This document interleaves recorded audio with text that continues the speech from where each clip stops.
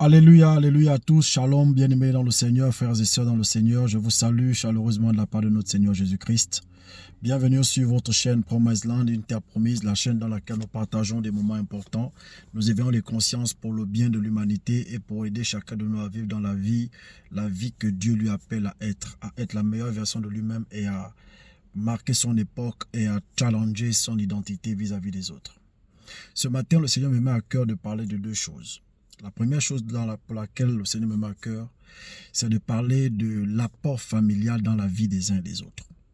C'est quoi un apport familial? Un apport est une contribution, un plus que l'on doit donner à nos semblables, aux membres de nos familles et aux gens qui nous entourent. Cet apport peut être d'ordre financier, d'ordre humanitaire, d'ordre émotionnel, d'ordre physique, spirituel, émotionnel, tout ce que vous voulez.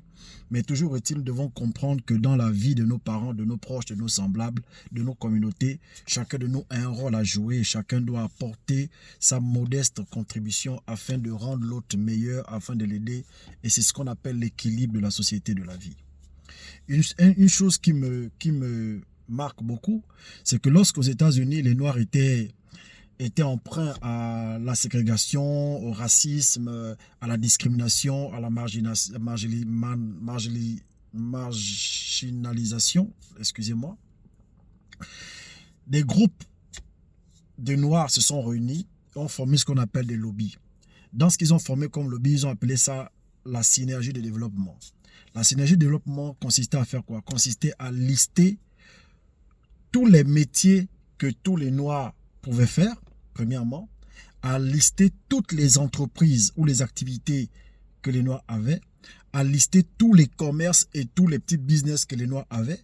Et donc, cette liste a été publiée avec adresse, numéro de téléphone de contact à toute la communauté noire des États-Unis, avec pour ordre de ne consommer que noir. C'est-à-dire, si l'un d'entre nous était coiffeur, que tous les noirs ne partaient plus chez les coiffeurs blancs, mais allaient uniquement chez les coiffeurs noirs. Et ce mot d'ordre est passé, a été respecté, jusqu'à ce que ces lobbies ont même créé des banques noires américaines. Au bout d'un certain temps, quand les blancs voyaient cela, ils disaient « Oh, ça c'est rien, ça va pas aller loin, ça va rien apporter ». Et cette organisation est allée même jusque dans le sport. Les coachs de basketball, de football américain, de tout ce qui étaient des Noirs, qui ont formé des Noirs à des niveaux très élevés sportivement. Au bout de plusieurs années, la communauté blanche s'est rendue compte que les Noirs qui s'étaient organisés en synergie et en lobby étaient devenus extrêmement puissants, contrôlaient l'économie, contrôlaient le sport, contrôlaient la médecine, contrôlaient l'art, contrôlaient la musique, contrôlaient les secteurs clés des États-Unis. Alors les Blancs se sont dit, si on laisse ces Noirs-là se développer de cette façon, non seulement on perdra notre pays, et après on ne pourra plus jamais revendiquer quoi que ce soit. Qu'est-ce qu'il faut faire? Soit il faut les éteindre ou il faut dialoguer. Or, les éteindre, c'était une manière de détruire aussi l'économie. Donc les Blancs sont passés au dialogue afin que cette organisation de synergie qui s'était mise en place puisse s'ouvrir aussi pour les Blancs. Et c'est comme ça que les États-Unis sont encore devenus 2 fois plus forts. Mais cette histoire m'inspire parce que la force des Noirs n'est pas venue d'abord de l'organisation des Blancs. Elle est venue parce que les Noirs se sont mis en famille, se sont mis entre eux, se sont soutenus les uns envers les autres et ont tout fait pour que l'autre devienne meilleur, soit par un conseil, soit par des finances, soit par tout ce qu'ils ont pu faire. Mais quand on prend le parallèle aujourd'hui dans nos familles, dans nos églises ou dans nos milieux, il est très difficile de voir comment on soutient un frère en Christ ou on soutient un frère de même père ou de même mère ou de sang. Nous sommes capables et nous sommes contents d'aller parfois faire des courses dans un magasin de Burkinabé, alors que je n'ai rien contre les Burkinabés. Bien entendu que ce n'est pas de la xénophobie, mais c'est juste une sensibilisation. Alors que des fois, on a notre propre frère qui a le même magasin, qui vend les mêmes produits, des fois même moins cher, mais on préfère faire la recette ailleurs.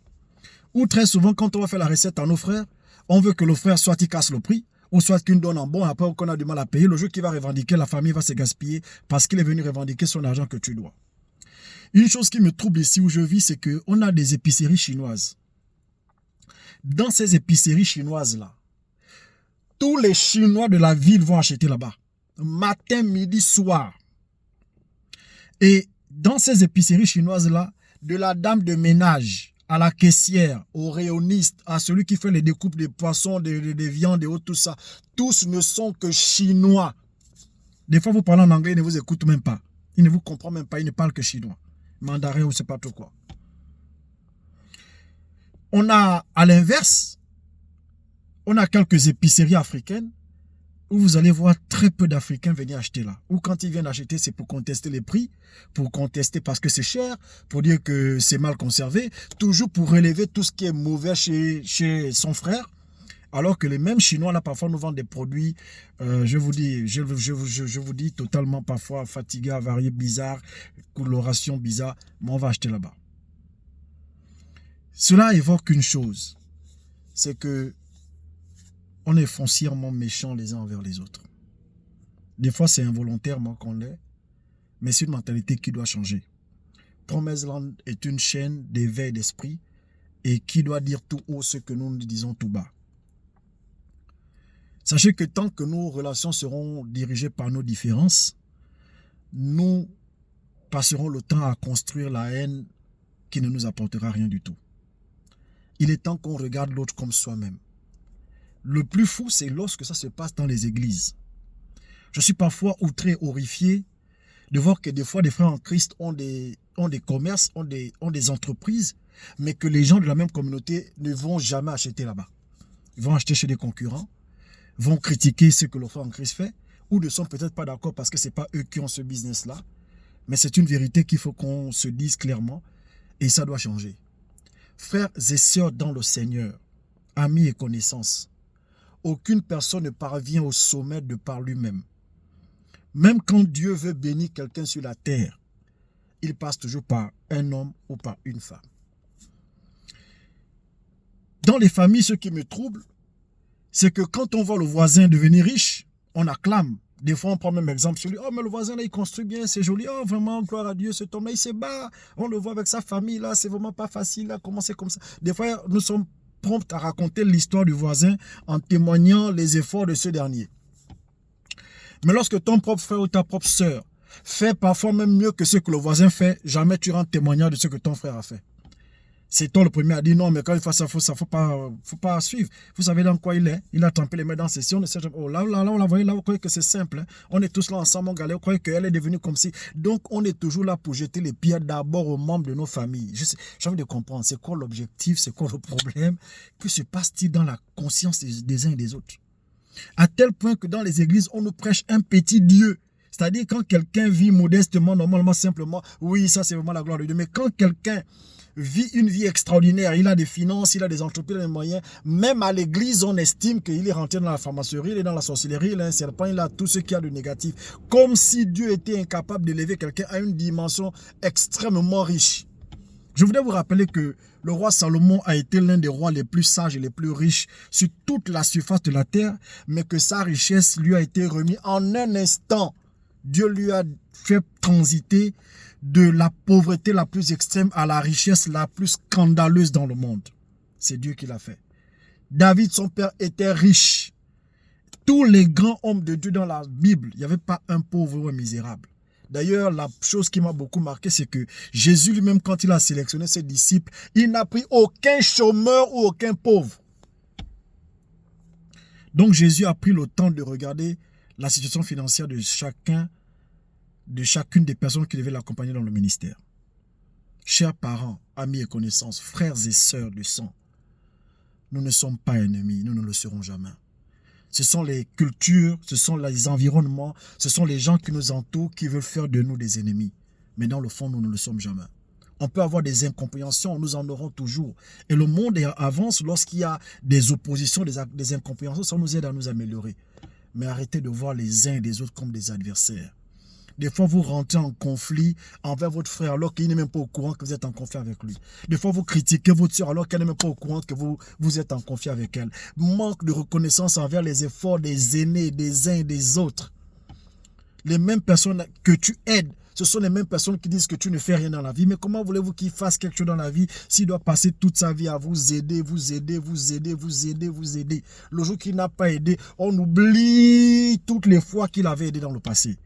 Tout cela contribue à tuer l'estime de soi et à tuer les relations familiales. Je voudrais pourchuter en disant que les États-Unis sont une superpuissance. Les Noirs aux États-Unis sont des superpuissants parce qu'ils travaillent en synergie économique, parce qu'ils travaillent en synergie sportive, parce qu'ils travaillent en synergie familiale. Mais pourquoi ne faisons pas nous la même chose dans nos pays africains? Dans nos églises, pourquoi ne travaillons-nous pas en synergie? Je sais que mon frère a un cybercafé. J'ai besoin de multiplier un document. Pourquoi je vais loin alors que je peux aller chez mon frère? Pourquoi je veux que mon frère me le fasse gratuitement alors que je sais qu'il a des charges à payer? Il doit payer le matériel qu'il utilise. Il doit payer ses employés. Pourquoi j'ai mal à aller payer chez mon frère sans discuter? Mais je suis capable d'aller payer ailleurs sans discuter.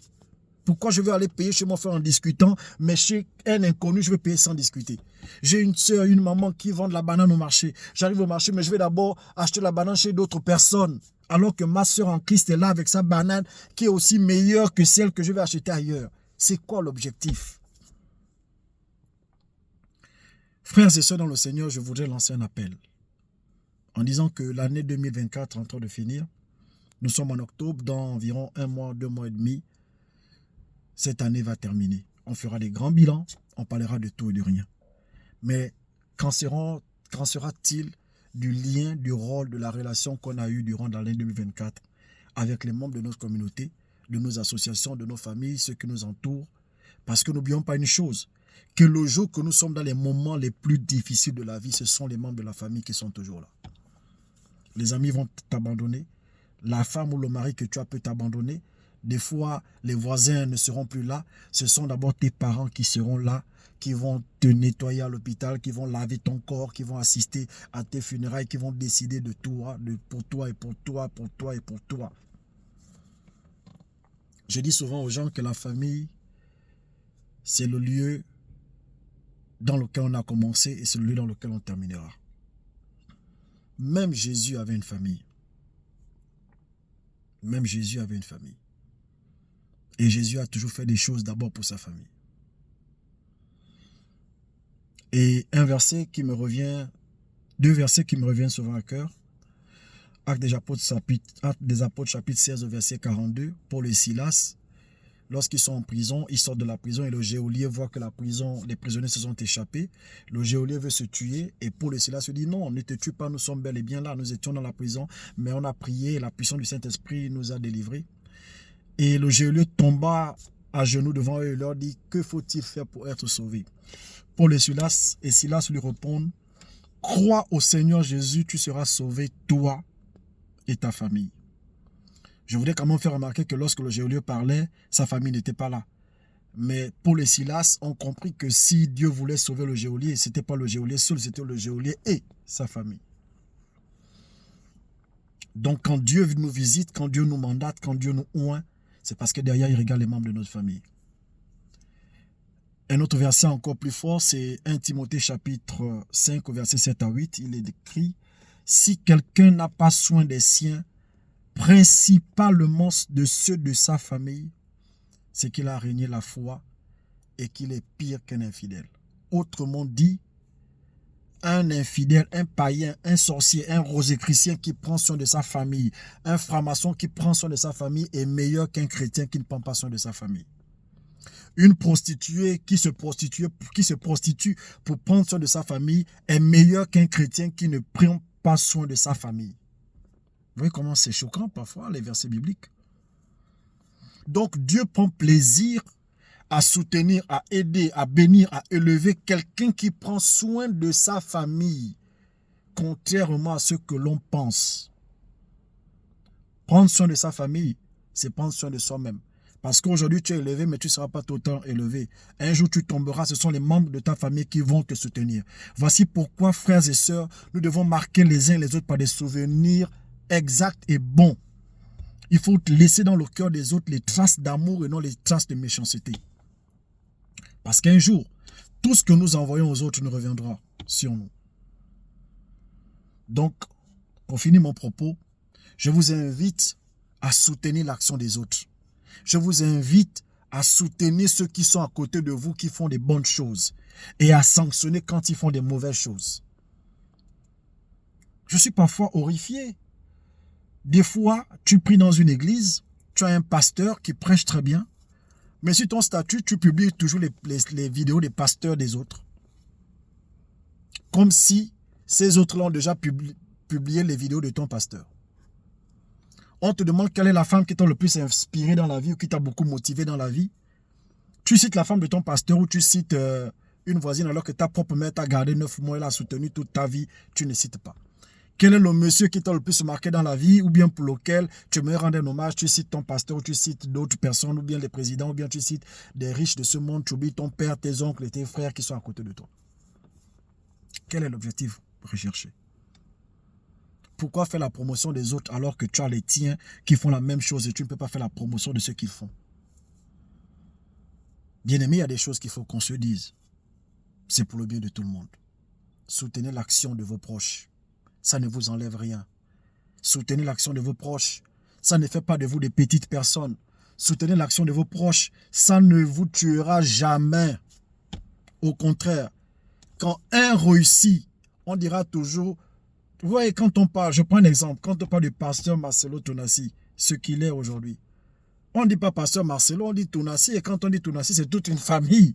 Donc, à cause de Marcelo, toute la famille Tonassi atteint un certain niveau, un certain statut dans la vie. Si aujourd'hui, un frère du pasteur Marcelo commet un impair dans la vie, on va citer ce frère en disant que, ah, vous voyez, le frère du pasteur tel. Ça veut donc dire que la bénédiction des uns ou la malédiction des uns est liée à tout ce que la famille peut recevoir. Donc, quand c'est bien, soutenons la famille. Quand c'est mauvais, sanctionnons dans le sens d'améliorer. Pour finir, il y a 2 peuples en Afrique qui me marquent beaucoup. C'est le peuple camerounais et le peuple ivoirien. Lorsqu'un Camerounais est attaqué sur Internet, frères et sœurs, tous les Camerounais se mobilisent pour le soutenir, pour le protéger, pour le défendre, même quand il a tort. Lorsqu'un Ivoirien est attaqué sur Internet, tous les Ivoiriens se lèvent pour demander des comptes, pour le soutenir et pour l'encourager, même quand il a tort. Après, on peut sanctionner. Mais un autre peuple qui me marque, ce sont les Gabonais. Lorsqu'un Gabonais est attaqué sur Internet, les autres Gabonais viennent d'abord donner des leçons de morale à leur frère Gabonais ou l'accuser davantage pour après quelques jours, quelques mois, venir tenter de soutenir. C'est quand même bizarre. Mais tout cela fait partie de la vie.